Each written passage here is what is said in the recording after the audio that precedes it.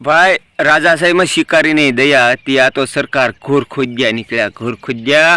जय हो भाजप सरकार। खेडूत थई जाहे मालामाल। जय जवान जय किसान 10,000 करोड़નું પેકેજ બહાર પાડ્યું છે સરકારે। પૂરો વિડીયો જોજો મિત્રો। જય જવાન જય કિસાન ખેડૂત મિત્રો પૂરો વિડીયો સાંભળજો। દર્શક મિત્રો પૂરો વિડીયો સાંભળજો, સાંભળીને કોમેન્ટ કરજો। અને આપણે કરવાની છે, આપણી સરકારે 10,000 કરોડની પેકેજ બહાર પાડ્યું છે કે ખેડૂતને ધિરાણ કરવાનું છે 10,000 કરોડ રૂપિયા। એટલે 10,000 કરોડ એટલે બહુ મોટી રકમ ગણાય, સરકારની માટે મોટી રકમ ગણાય। પણ સરકારે એવું વિચાર કર્યું છે, ગુજરાતની અંદર 7 કરોડ 35 લાખ તો વસ્તી છે। કેટલી? 7,035 લાખ, 7,000 કરોડ 35 લાખ વસ્તી છે। ખાલી 2 રૂપિયા વધારે નહીં, ખાલી 2 રૂપિયા જો વસ્તી સરકારને આપણે ખેડૂત મિત્રોને ખાલી 2 રૂપિયા દાન કરે ને, સરકાર તો 10,000 કરોડ એમ કે, પણ ખાલી 2 રૂપિયા દાન કરે ને, 2 રૂપિયા તો તે 14,000 કરોડ ને 70,000 લાખ રૂપિયા થાય। કેટલા? 10,000 કરોડની બદલે 14,000 કરોડ થઈ જાય। કેટલા?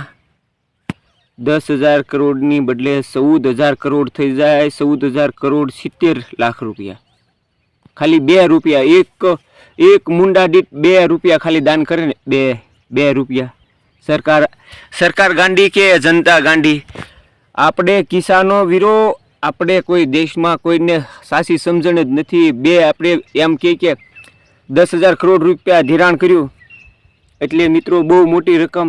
તમે વિચાર કરો, અત્યારે અમારો ગુજરાતનો ખેડૂત, હું તે મારી પોતાની વાતો કરું, મારા બાપુના ખાતે 21 વીઘા જમીન છે, તો ખાલી 22,500 એક એકર, એક હેક્ટરે 22,000 રૂપિયા ધિરાણ કરશે। એટલે હું તો આલો ભાઈ નાનું ખેડો છું, અમે 3 ભાઈઓ છીએ, તો 3 ભાઈઓના ભાગમાં 21,200 300 આવશે। કેટલા? 7,300 3 ભાઈઓના ભાગમાં 7,300 આવશે। કારણ કે 3 ભાઈ નોખા છે, જમીન હંધી મારા બાપુના ખાતે છે, તો 21,000ના કેટલા 3 ભાગ થયા એટલે 7,000 આવ્યા। તો એવા તો અમારે ખેડૂત મોટા મોટા છે, 50 વીઘાના, 100 વીઘાના, 150 વીઘાના। મારા ગામની, બીજા ગામની વાત ન કરતો, મારા ગામની અંદર 100 વીઘાના, 150 વીઘાના ખેડૂત છે, તો એને તે દીકરા હંધાઈ નોખા છે, પણ જમીન બાપુજીના નામે છે। અમારે જ્યાં સુધી માવતર જીવતા હોય ને, અમારા ધર્મમાં તો મોદી સાહેબને તો હવે જે સંસ્કારમાં હોય તો રામને ખબર, પણ અમારે અત્યારે કરી નાખશે। નકર અમારે જ્યાં સુધી માવતર જીવતા હોય ત્યાં સુધી કોઈ માવતરને એમ નથી તો મારા ખાતે જમીન કરી દો। કોઈ પણ માવતર પાસે જમીનનો હક નથી માગતા, પછી કોઈ વ્યવસ્થાથી કોઈ જમીન ખાતે કરી દે તો એ વાત અલગ છે મિત્રો। તો ખાસ કરીને તમે વિચાર કરો કે હાલો 1 હેક્ટરના એટલે 2 હેક્ટર મોટો ખેડૂત હોય એટલે 2 હેક્ટરના 44,000 આવે, તો તમે એમ કરો ખેડૂત 100 વીઘાનો ખાતેદાર હોય તો એને વળતર શું મળી? વિચાર કરો, 1 વીઘે 3500 રૂપિયા વળતર મળે। કેટલી? 1 વીઘે 3500 જો વળતર મળતી હોય તો ખેડૂતને તારે, દર્શક મિત્રો ખાસ કરીને વિડીયો શેર કરજો, ખેડૂતના દીકરા ન હોતો હોય તે, કારણ કે તમે તમારે આગલી પેઢીમાં તે ખેડૂત, તમારા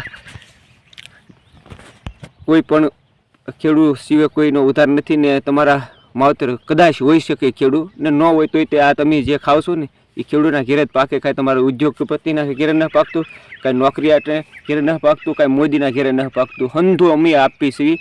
એટલે દર્શક મિત્રો તમે વિડીયો જોતા હોય તો તમે પણ વિડીયો શેર કરજો, કે કારણ કે તમે તે ધરતીના લાલ છો, અમે ધરતીના લાલ છીએ, અમે ખેડૂત પુત્ર કહેવાય, તમે ઉદ્યોગપતિ કહેવા, એટલો ફેર છે।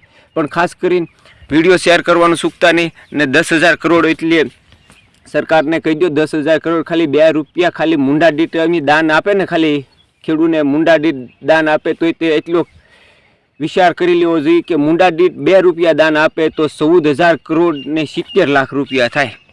તો સરકારને વિચાર કરવો જોઈએ। હું ખેડૂતને ખાલી 1.5 રૂપિયાનો મુંડા દીઠ 1.5 રૂપિયો તે હિસાબ મૂકીને દાન કરે છે। આ તો એક પ્રેમ ભાવથી વાત કરવાની, કોઈ ઝેર ભાવથી વાત નથી। દર્શક મિત્રો વિડીયો શેર કરી દેજો સારો લાગ્યો હોય તો, અને મોદી સરકારને બતાવો કે ભાઈ હવે જનતા જાગી ગઈ છે, જનતા કાંઈ ગાંડી નથી, હંધાઈને ખબર પડે। ખાસ કરીને મિત્રો વિડીયો શેર કરવાનું ચૂકતા નહીં। જય જવાન જય કિસાન, જય દ્વારકાધીશ।